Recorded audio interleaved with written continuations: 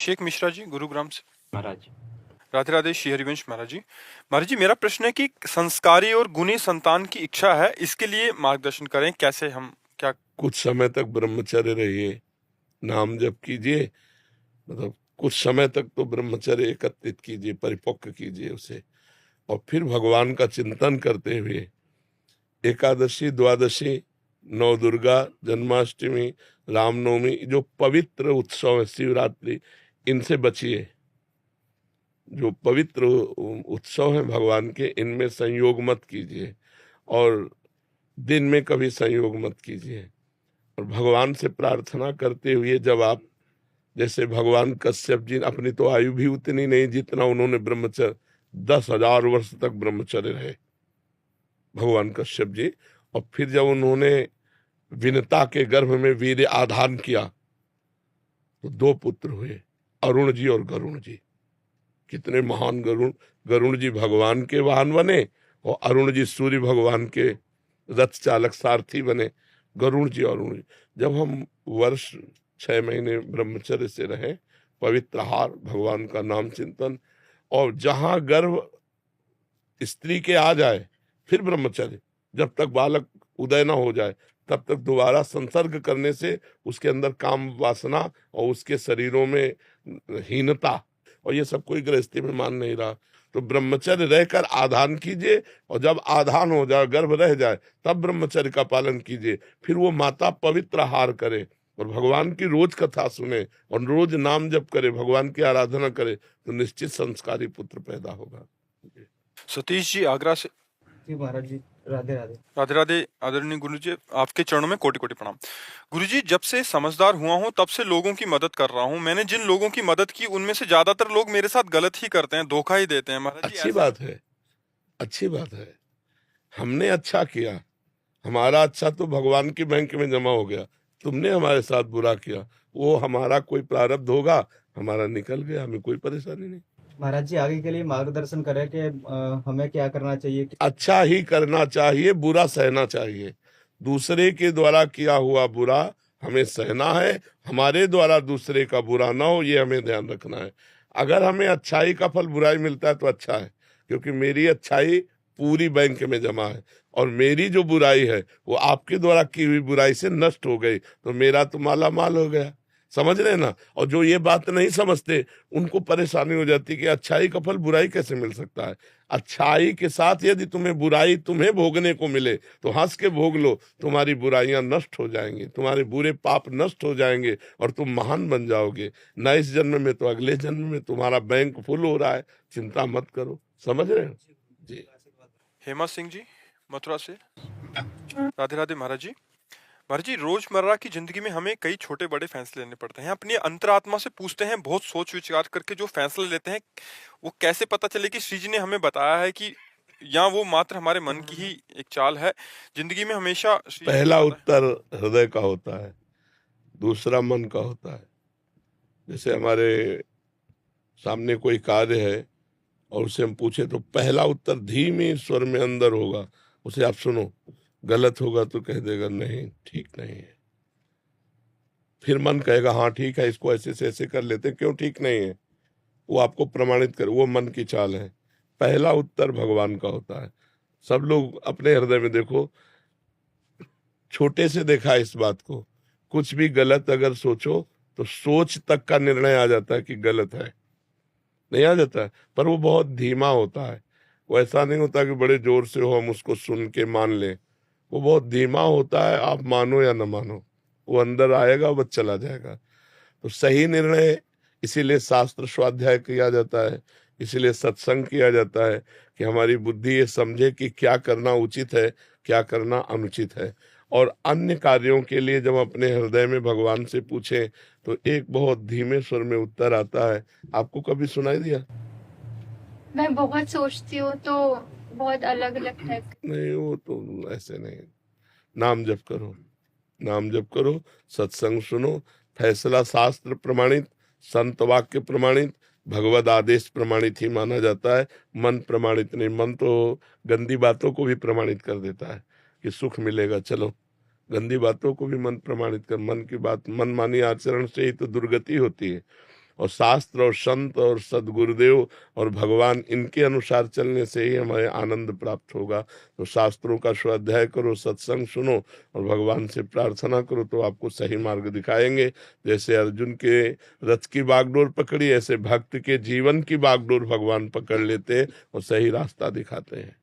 प्रेमदासी जी वृंदावन से। श्री हरिवंश। श्री हरिवंश, श्री हरिदास महाराज जी, दंडवत प्रणाम। महाराज जी, संत जनों को जो शारीरिक कष्ट या रोग आदि हो जाते हैं, जैसे हमारे पूज्य गुरुदेव टटिया स्थान वाले महाराज जी काफी समय से, महाराज जी उनका प्रारब्ध है किसी शिष्य जिसकी आर्त पुकार से गुरुदेव उसका कष्ट ले लेते हैं महाराज जी? प्रारब्ध प्रारब्ध है। को न काहू के सुख दुख कर दाता, निज कृत कर्म भोग सुन भ्राता। कभी कभी संत महापुरुष जन किसी निज जनों के प्रारब्ध को ले लेते, नहीं तो शरीर का प्रारब्ध संतों को भी भोगना होता है। अवश्य में भोक्तव्यम, भोगना पड़ता है। इसीलिए संत जन कभी अपने प्रारब्ध को वो मिटा सकते हैं पर मिटाते नहीं। वो भगवत प्राप्ति के लिए अपने भजन को रखते हैं, प्रारब्ध को भोग लेते हैं। भगवान की शरणागति से अनेक जन्मों के जो कर्म संस्कार हो भस्म हो जाते हैं। और शरीर की परवाह किसको है? जो शरीराभिमानी जीव है उसको परवाह होती है। शरीर की परवाह प्रेमियों को थोड़ी होती है। वो तो करोड़ों प्राण हो तो प्रीतम के चरणों में न्यौछावर कर दे। वो तो देहाभिमानी भोगी जनों को शरीर प्रिय है, संतों को शरीर थोड़ी प्रिय होता है। उनको तो जैसे सांप को अपनी केचुल से कोई संबंध नहीं रहता, ऐसे संतों को अपने शरीर से कोई संबंध नहीं रहता। भगवान चाहे सुख में रखे चाहे दुख में रखे, वो समान रहते हैं। उनको सुख में सुखी नहीं, दुख में दुखी नहीं, वो हर समय प्रसन्न रहते हैं। अपने कुंज बिहारी प्रियाधि जो प्यारे जो की प्रेम में डूबे रहते हैं। ये शरीर की तो सब दुर्दशा ही है, नासवान है। भजन से इसका कोई लेना देना नहीं। शरीर के दुख सुखों का ये तो आएगा जाएगा, नष्ट होगा। मात्रा स्पर्शास्तु सुख कौन्तेय, शीतोष्ण सुख दुखदा आगमा पाइनो अनित्यास्तास्तितिक्षस्व भारत। भगवान कहते हैं ये आने जाने वाले हैं, दुख सुख लाभ हानि गर्मी सर्दी मान अपमान काम क्रोध, इनको सह जाए। ये सहने के लिए अगर भगवान अर्जुन के सामने खड़े हैं, उनको मिटाना होता तो कह देते तू चिंता मत कर मैं मिटा देता हूं, लेकिन ऐसा नहीं कहा।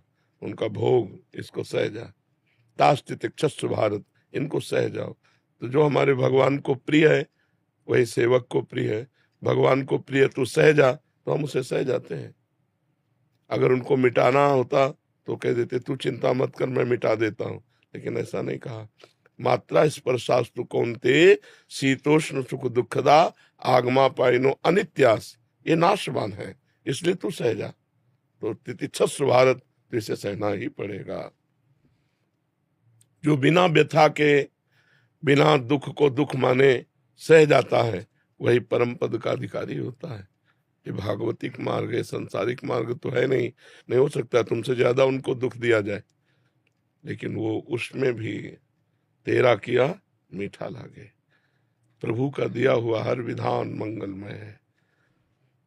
जीव जीव राखत होते हो त्यो रहियत हो हरि। स्वामी हरिदास जी महाराज कह रहे हैं जीव जीव राखत होते हो त्यो रहियत हो हरि जी। और जी प्रारब्ध तो सभी को भोगना पड़ेगा, एक संसारिक जीव और एक जो परमार्थिक संत या किसी भी वैष्णव। महाराज जी दोनों के भोगने में ये अंतर रहेगा कि वो सह रहा है उस चीज को, या कम ज्यादा भी हो सकता है? कम करेंगे ठाकुर जी? संत जनों को इससे कोई परवाह नहीं होती, ठाकुर जी कम करे कि ना करे, और ज्यादा करके भेज दो, क्या परवाह है। क्षमता भी तो आपको ही देनी है सहने की। सहना है ऐसा समझ में ही नहीं आता। मतलब ये चैप्टर है नहीं है संतों के दिमाग में। जैसे संसारी आदमियों के दिमाग में चैप्टर है, जैसे सुख है वैसे दुख है, कोई परवाह नहीं। ये चैप्टर है नहीं दिमाग में। ठीक हो जाए नहीं ठीक हो, कोई उसमें से कोई मतलब नहीं रहता। वो अपनी एक अलग उनकी ध्वनि होती है, अलग चाहत होती है, अलग उनका देश होता है, अलग शरीर होता है। इस शरीर से कोई मतलब नहीं रहता। अब वो स्थिति हो, जैसी जैसी स्थिति होती है वैसा ही अनुभव में आता है। अब सोचो तप्त बालू में, जो जलती हुई बालू है, तप्त तवे में बैठाल के ऊपर से डाली जा रही, फफोले पड़ रहे हैं, सब शरीर जल रहा है, और कह रहे वाहे गुरु का किया मीठा लगे। तेरा क्या मीठा लगे, कितनी बड़ी बात है ये, मीठा लगने वाली बात। हाय हाय मच जाए कि भाई हम छोड़ देते हैं भगवान का भजन, नहीं। प्रहलाद जी को कितना कष्ट दिया गया, लेकिन उन्होंने भगवान का भजन छोड़ा क्या? नहीं। बहुत आनंद मगन होकर, पर वो क्षमता भी तो भगवान देते हैं, अगर कष्ट देते हैं तो क्षमता भी देते हैं। पवन कपूर जी लखनऊ से। जय श्री राधे राधे। जय श्री राधे महाराज जी। महाराज जी मैं पेशे से सीए हूँ। जीवन भर धनवान करोड़पति लोगों का ही काम किया है, धन वैभव नाम झूठी शान खूब देखी है। कोविड के बाद महाराज जी जीवन में वैराग्य सा आ गया, सब कुछ छोड़कर ठाकुर जी की सेवा ध्यान नाम जप में लग गया हूँ। अभी एक हफ्ते से वृंदावन में था तो सौभाग्य मिला आपके दर्शन का। महाराज जी मेरा मन इस दुनिया में नहीं लगता, धन वैभव आकर्षित नहीं करते, मन होता है कि ईश्वर की अनुभूति में लगा रहूं। भक्ति और नवदा भक्ति के बारे में बहुत पढ़ा है, क्या प्रेम प्राप्ति या अनुभूति नवदा भक्ति से ही हो सकती है? जब तक हम अपने प्यारे की महिमा सुनेंगे नहीं, प्यारे का नाम जप नहीं करेंगे, प्यारे का नाम कीर्तन नहीं करेंगे, प्यारे का गुण कीर्तन नहीं करेंगे, तो पहला श्रवणम फिर कीर्तनम, तो हमारा स्मरण कैसे बनेगा? स्मरण तभी बनता है जब उनके नाम का जप, नाम का कीर्तन, लीला कथा का गायन, लीला कथा का श्रवण, पहली भक्ति श्रवण है। तो श्रवणम कीर्तनम स्मरणम, बार बार उनकी याद, पाद सेवनम, उनके चरणों की सेवा, अर्चनम, विविध पदार्थों से उनकी अर्चना, साष्टांग दंडोत बंदनम, सख्य मेरे प्रीतम है, मेरे मित्र हैं भगवान, आत्मनिवेदनम, दास्य आत्मनिवेदन, ये 9 प्रकार की जब भक्ति होती तब प्रेम लक्षणा। श्रवण कथन सुमिरन सेवन चित लावही, अर्चन बंदन अरुदासंतन सख्य और आत्मा समर्पण, ये 9 लक्षण भक्ति बढ़ाई, तब 3 प्रेम लक्षणा पाई। पाई रस भक्ति गूढ़ जुग जुग जग दुर्लभ भव इंद्रादि विधिम, आगम और निगम पुराण गोचर सहज माधुरी रूप निधिम। तो इस नवधा भक्ति से ही 10धा प्रेम लक्षणा की प्राप्ति होती है। अपने कानों को प्रपंच सुनने से बचावे, खूब भगवत चर्चा सुनावे, अपनी जबान को प्रपंच वार्ता से बचावे, न किसी की निंदा करनी है, न किसी के दोष वर्णन करने हैं, न किसी के विषय में बात करनी है, बस भगवान के विषय में बात करनी है, भगवान का नाम कीर्तन करना है, अपने प्यारे की चर्चा करनी है। श्रवणेंद्रिय और वाकेंद्रिय इन दोनों को संभाले और नेत्रेंद्रिय से सब में भगवान की भावना करनी है, तो हमारा स्मरण चल पड़ेगा।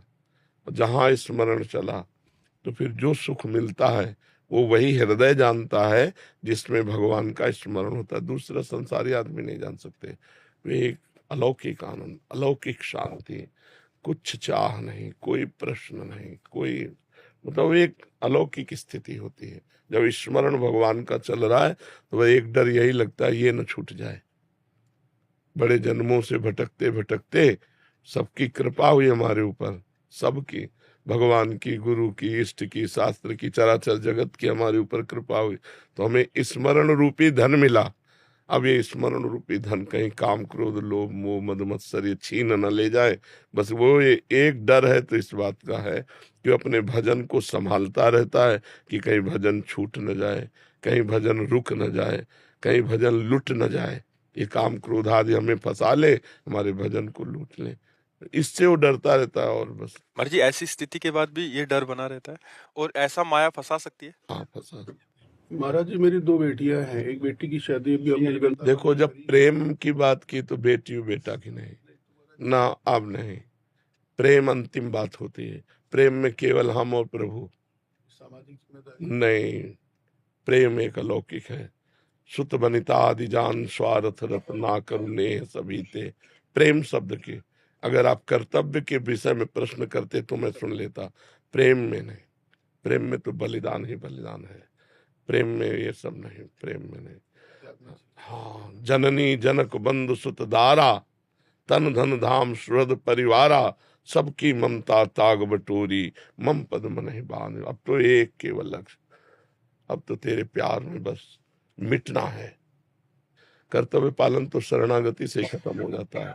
सर्वधर्मान परित्यज्य मामेकम शरणम ब्रज अहम त्वाम सर्व पापेभ्यो मोक्षयिष्यामि मा शुचा। जिम्मेवारी वो संभालें, कहाँ क्या कैसा उनका विधान। अब तो मैं आपके सिवा कुछ न सुनूंगा, न देखूंगा, न सोचूंगा। आपको जो सोचवाना है सोचवाइए, आपको जैसे चलाना है चलाइए, आपको जो देखना है जिम्मेवारी देखिए। मेरी तरफ से ऐसे यहाँ से प्रेम मार्ग प्रारंभ होता है। जी। निर्मला जी उज्जैन से। श्री हरिवंश। श्री हरिवंश महाराज जी। महाराज जी, 1 वर्ष पूर्व शरणागति प्राप्त हुई। महाराज जी सब आनंद में हैं, बट 2 महीने से पति में और बच्चों में बहुत दूरदर्शन हो रहा है। धाम की प्रबल इच्छा हो रही है और धाम के बिना अभी जिया नहीं जा रहा। महाराज जी विकलता बढ़ती जा रही है, बट घर में बहुत ज्यादा दूरदर्शन हो रहा है कि वो अनुकूल नहीं हो पा रहे। तो महाराज जी ऐसी स्थिति में हमें क्या करना है? भक्त दूसरों को अनुकूल नहीं करना चाहता, भक्त अपने को उनके अनुकूल बनाना है। बात समझो, दूसरों से भजन की भी अनुकूलता मुझे नहीं चाहिए। तुम उपद्रव करो मैं भजन करूंगा, तुम प्रतिकूलता करो मैं भजन करूंगा, तुम हमें मारो पीटो मैं तुम्हें प्यार करूंगा।